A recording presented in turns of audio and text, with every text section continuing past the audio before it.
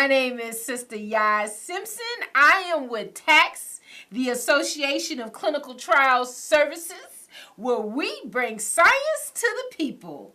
You are here with me to do what we call the Health Equity Call-In live. We do cover infectious diseases such as HIV, STIs, and hepatitis.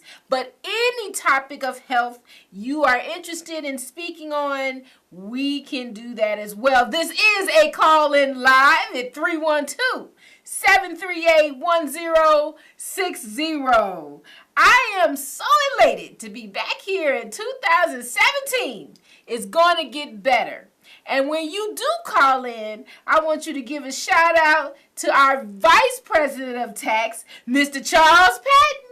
Give him a hand clap and let him know that you know he's here, representing for us and answering the phones at 312-738-1060. So again, you want to know more about Tacts, the Association of Clinical Trial Services. We bring science. And that's all kind of science, especially behavior health science. But we bring epidemiology, public health. I should have said public health first. Epidemiology, community health. And of course, we can do a little bit environmental, not a lot, but I know a little bit about it. And we can definitely talk about health care issues. More importantly, I want you to know with some of the groups that I am helping to represent, I give acknowledgement to with diversity comes a cure, meaning that if we have more people of color in clinical trials, meaning Black, Latinos, and Asians in clinical trials research, then we can come up with better cures. I am acknowledging the CFAR Third Coast Center for AIDS Research, Men and Women's Prison Ministry, AIDS Foundation of Chicago, the National Black Agenda Consortium, and Flow Photography and Enterprises. This is the AIDS Understanding, the AIDS Foundation of Chicago. We and other organizations that work with Tacts bring you information of the latest statistics, data, and understanding, trend analysis around HIV infections. I am also able to comment on hepatitis, specifically C, and the treatment that is being ensued. And more importantly, we really talk about health equity issues, and that's what I want to focus on. I am here to really make sure you understand what is health equity. Health equity. As you can see, there are two pictures in front of you. You see equality and you see equity. But with equality, everybody can get the same box but still be at different advantage points. But with equity, we are all at the same advantage point, meaning that you get the best health possible that is for you. On this particular call-in live show, this is what we focus on the most, is the community capacity building around health equity. Now, there is the policy change, which is the legislative and governmental branches, and there are the institutional changes like the hospitals, insurance companies, industry as you would call it. You see programs, services, data, and research. Well, you know that I specialize mostly in the data and research section of this, but I am leaning into using that data and research services in order to enhance or to give rise to the community capacity aspect for health equity. My people, we don't know what health equity is well enough. So now we've got to bring it to the forefront and continue to discuss the meaning so that we can achieve that outcome, which is what? Getting the best health possible with the best possible situation. So it's not just being equally sick, it's being more better for your health and minds. And it's not just based on a racial demographic, which is what health inequities have been about, but it's based on your individual and our collective best health. And we only going to get that through utilizing the community capacity concept. Again, I want you to look at that chart and I want you to see it says community capacity building, meaning that we've got to get the community to understand how they play a role in bringing about health equity. Now, for today's health equity topic, if you want to call in at 312-738-1060, remember this is a call-in live show. And you can talk to Mr. Charles Patton, who is there waiting for you to call in. But I want to make sure that you understand what our topics are today. We're going to focus on something a little difficult to talk about, and that is the health equity topic is health insurance. Health insurance right now is the big, monstrous, enormous conversation around the Affordable Care Act, as you would call it, Obamacare, is currently being what? Repealed. Repealed as in this is a law that lawmakers who don't have everyone's best interest in mind are deciding to repeal a law that they feel, for whatever reason, is not approachable for the United States as a whole. The issue with this, though, is if you're going to repeal a law, normally there would be repercussions, there would be fallouts, there would be some type of actions that have to come because a law has been repealed. I am not against repealing laws.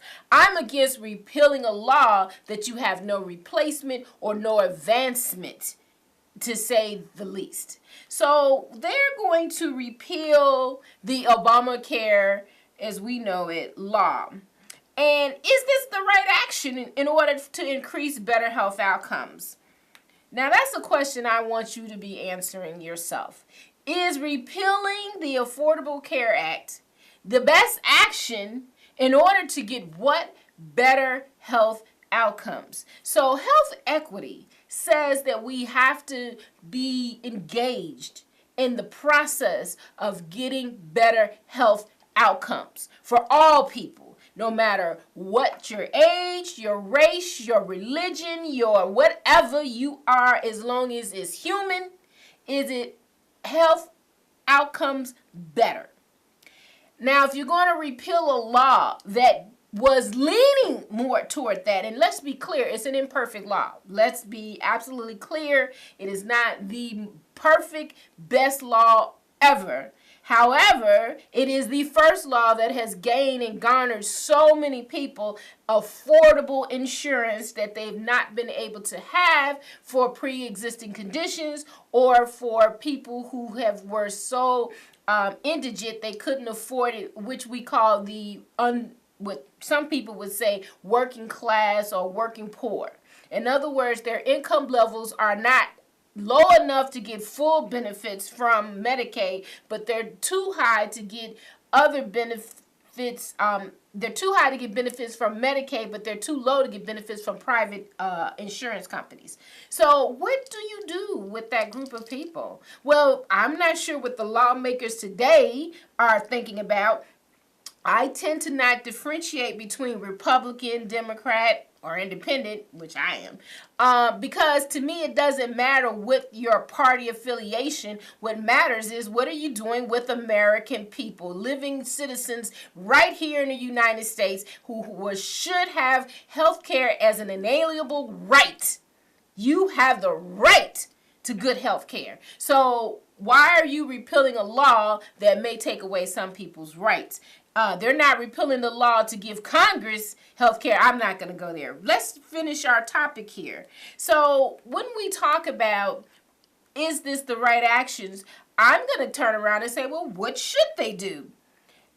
Well, I think this country should be going to universal health care, and that's a question for you. Do you think that we should go to universal health care? What is universal health care? I tell you what, I'll break it down in the more simpler terms. Single payer care, okay? Yes. Right now, we have such of a hodgepodge, if you will, several systems moving on several levels that are not succinct It is not efficient, and more importantly, it is expensive to provide health care in this country. Let's be clear. Some people said, well, that may not work for us. It's working for Canada.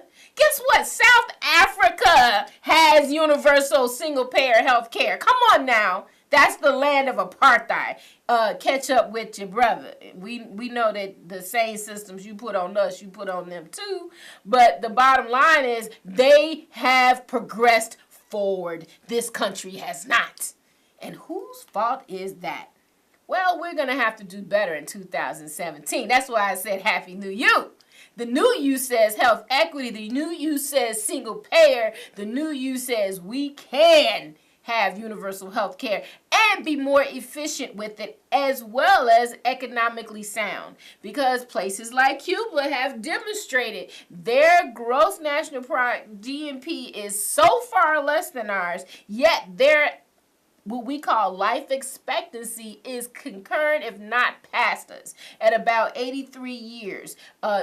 The United States is about 83.4 years. Not very much difference between us and Cuba when it comes to it comparing life expectancy. In fact, I want to give a shout out. We got some Cuban doctors that came here to visit this month. They went to the University of Illinois, and I want to make sure that we acknowledge their presence. Thank you for coming. I was able to read one of the news articles that they had on the Cuban doctors that came here, and guess what I found very interesting is they were asked the question by some of the doctors there, the U.S. doctors, how can you help us here in Chicago? What can we do about all this violence and, what can we do to make our health better?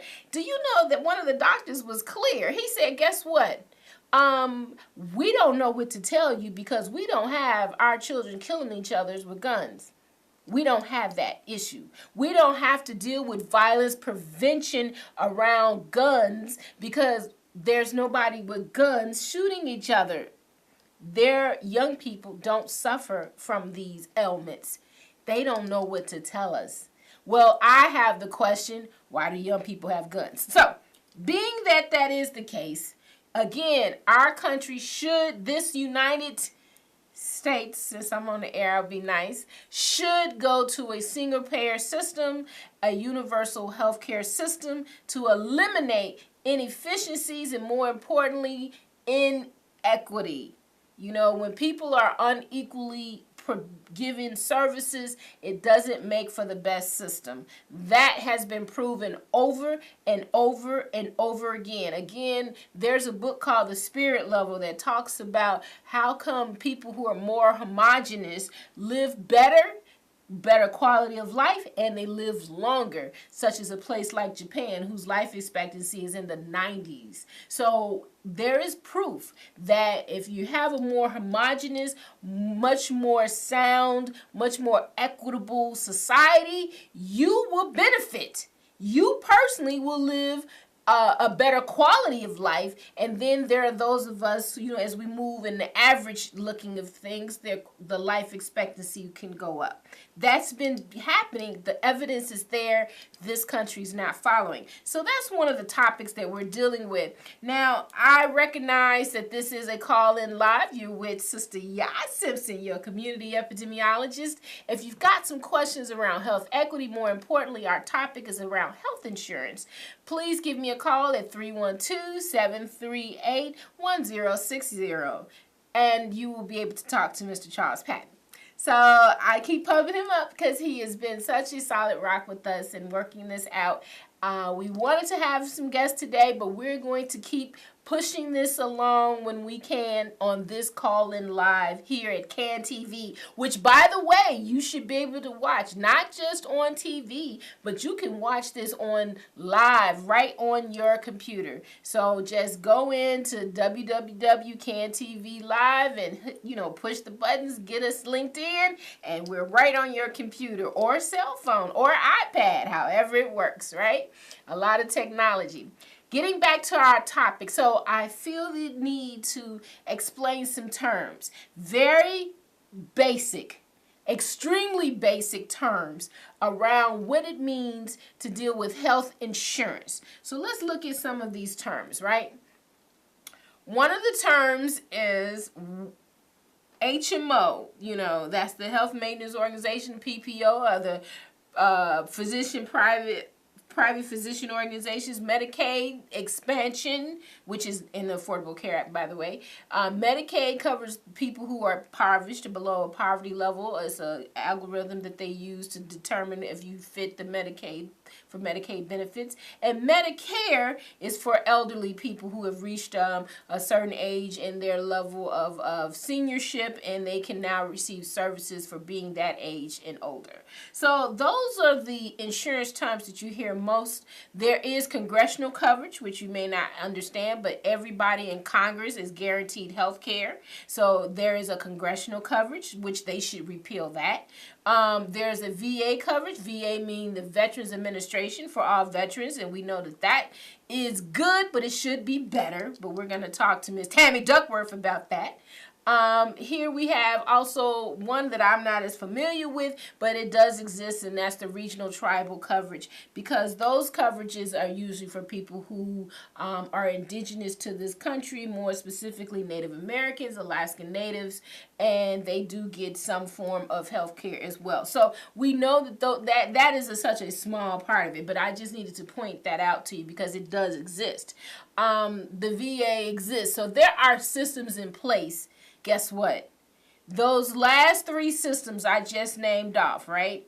The congressional coverage, the VA coverage, the regional coverage, for regional tribal coverage, all single payer.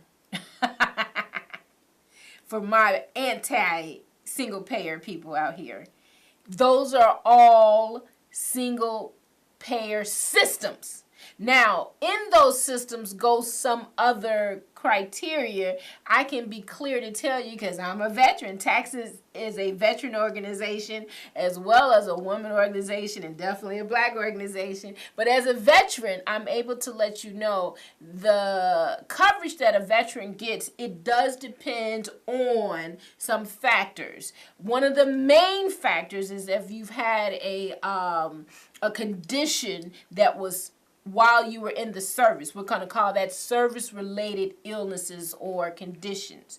Service-related illnesses or conditions, let's say you was in the Iraq War, you got unfortunate injuries due to being at the war, and now you have to get out because now you're challenged, or you may not be able to function the same way as you used to. They have to give you health care 100% free to you.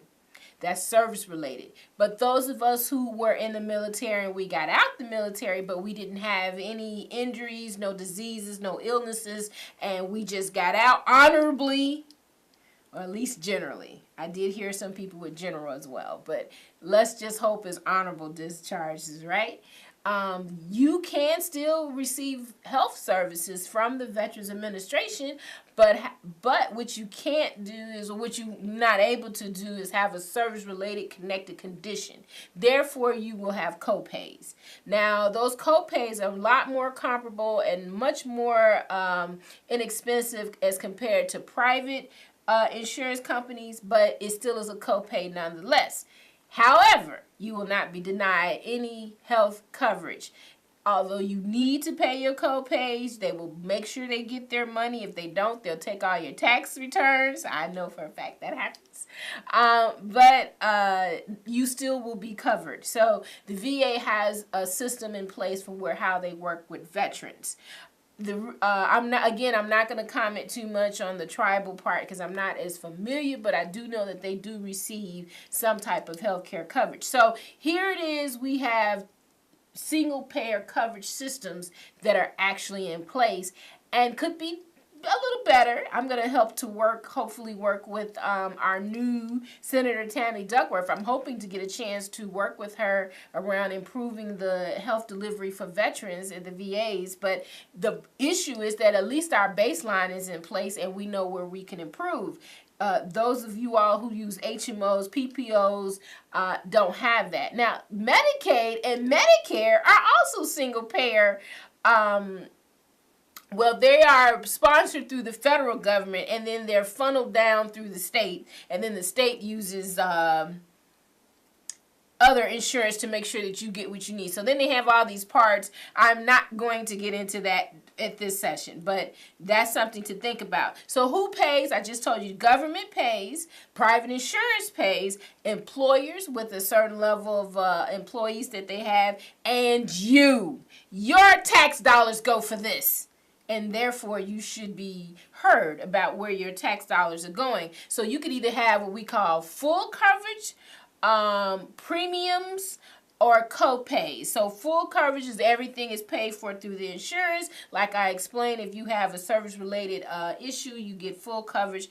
Premiums mean you pay a certain amount of money, hopefully every month, and then when something comes up, you have the money there. Just like insurance for a car, it's the same type of insurance for your health. And then co-pays. If you go to the emergency room, you're going to pay a higher co-pay. That is the way it works.